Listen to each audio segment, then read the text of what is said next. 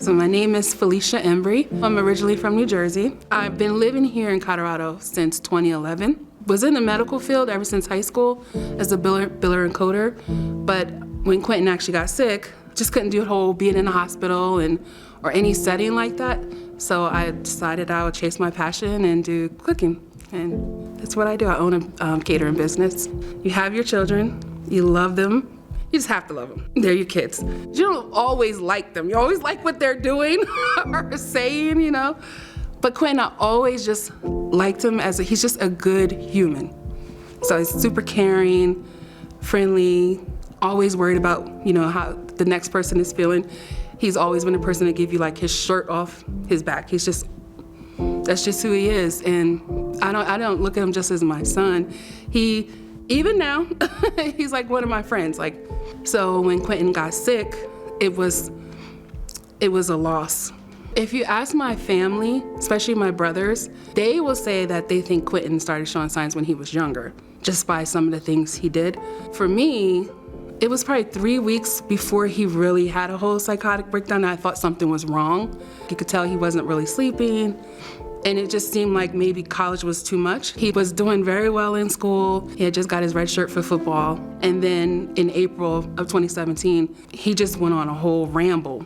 I just thought it was some type of drug and he needed to come down from it, but it didn't work like that. So me, my husband, my daughters, we pull up to CSU Pueblo, and Quentin is like sitting in the middle of the field with no shirt on, his shirt's on, staring in the sun. He comes running over to the car. He's just like, I'm so glad y'all here. He had took all his money out the bank. You could tell he didn't eat. He smelled horrible. And that's how the journey kind of started. We didn't know what it was. I just thought, okay, Quentin maybe partied too hard. So I just felt like, okay, get him home, let him get a good shower, eat, let him sleep. And he did not sleep. He was not showering. I just was like, what is this? Couldn't get him to the hospital. He would freak if we mentioned the hospital. That type of behavior and stuff ran like that for about 1.5 years. And it wasn't until 6-7 months later that the word schizophrenia and bipolar and all that started kicking around. And I'm like, this cannot be like our life. I have an uncle, my mom's brother, and he has schizophrenia. But growing up, we never talked about it. It was always like, oh, you know, Uncle Dickie's here, you know, don't mess with him. When I heard them say Quentin is schizophrenic, or then they switched it to schizoaffective, I just started thinking like, I gave birth to the crazy uncle.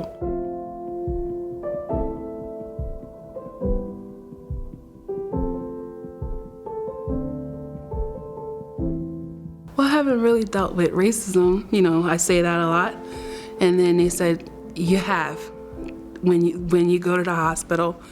The biggest way I noticed is that when we went to the hospital, and again, Quentin is sitting there, he's telling them, something's telling me to hurt my stepdad.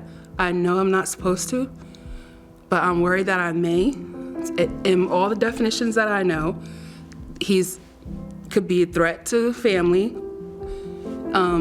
He's not sleeping, he's not eating, he's gravely ill. And they're like, we can put him on a voluntary hold. And then I literally sit in the room, and I know that there's a young white lady in the room next door, and they picked her up drunk because you can hear everything, you know. And they're asking her, would it help you if we put you on a 72-hour hold? So she can get a 72-hour hold, but my son can't.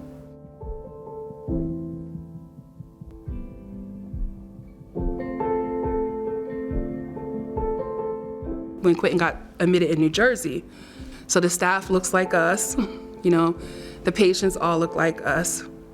And they said, listen, when you guys go back to Colorado, your son is being overly medicated because he's not only getting a shot, he's taking a pill for it. So they gave me a whole list of what I need to say when we came back here. That's when I realized, like, oh my God, like, even the medicine he's getting and how he's getting it is because of what he looks like.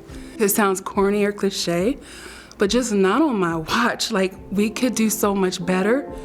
And if we don't start speaking up, if we don't start saying what we need and that we should have a right to get treated like everybody else, then it's not going to change.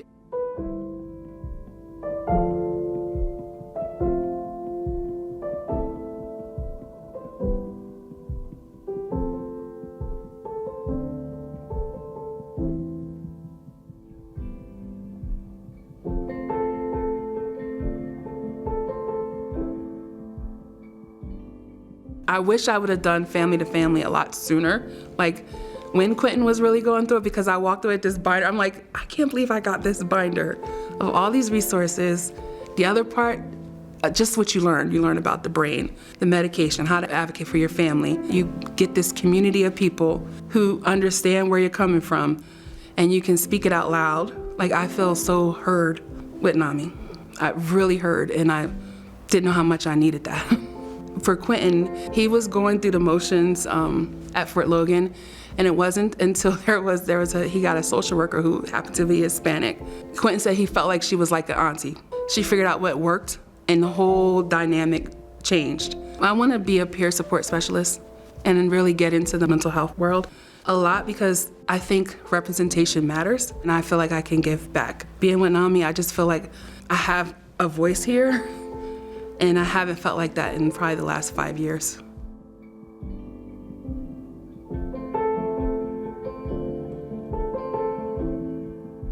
Mom has helped me tremendously. Transportation to appointments, just being in there, always telling me she loves me. Just, if it wasn't for her, I'd probably be like homeless or something. It's just, she's been there for me throughout the whole thing. My dad too. Learning about my particular mental illness, it was hard. You have the power to manifest your future. And if you don't just want to sit down on your butt all day, then nothing ain't gonna really happen too much for you. But if you do what you gotta do, then everything will go how you want it to go. Quentin has made a huge progress, like just him sitting there talking to you and smiling and kind of laughing and turning into his little jokester self. That wouldn't have happened a year ago. I just feel very hopeful. He's doing sketches, and he wrote a script and all this stuff. Seeing some of those things come back warms my heart. I would like to go to school for psychology, criminology. I already have 2 years complete, but I have 2 more years to finish. And also health and wellness and liberal arts. My grandbabies, they're 7 and 6. They know that Quentin is not the crazy uncle, that he has schizophrenia. And they look at it like it's an illness, like if he had cancer. So they're super overprotective over him. You know, they're very loving and they're kind. I think the mental health conversation definitely needs to start younger too. A lot of kids, my grandbaby is 6 and she has anxiety. The difference is my daughter handles it very well. You know, we're not afraid to get her help. When I hear my granddaughters tell my daughter, Mom, I had a bad day today and I just need a minute, I feel like my daughter is doing the right thing. She lets her have a minute. And then she'll come back and say, okay, so what happened? And they'll talk about it. That's how healing can happen.